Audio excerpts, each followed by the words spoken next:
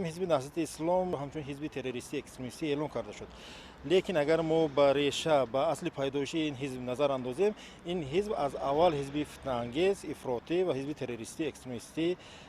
حساب می‌یافت و حساب می‌یابد و سوالی به وجود میاد که برای چی چنین خلاصه کرده اید.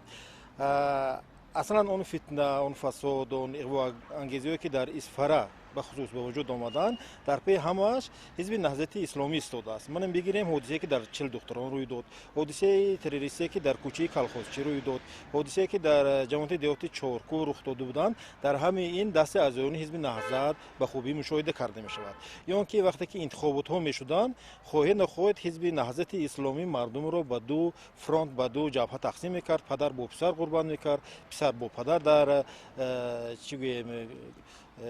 حسی بدبینی به وجود می آورد. هم این وابسته به آن است که حزب نهضت اسلامی از اولی پیدایش خودش همچون حزب خاراکتری تروریستی اکستریمیستی ارزی حاصل کرده است و به حیث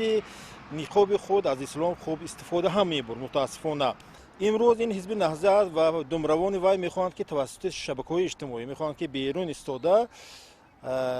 تا اندازه عقیده های مغرضانه غرضناک خود را پهن کنند که گمان میکنم مردم بهای واقعی آنها را داده است، سیمای اصلی آنها را میداند و این اندیشه های آنها، این گفتار آنها بغیر از آب در هاون کوفتن، یعنی در جاز کوفتن، دیگر چیزی دیگری نیست.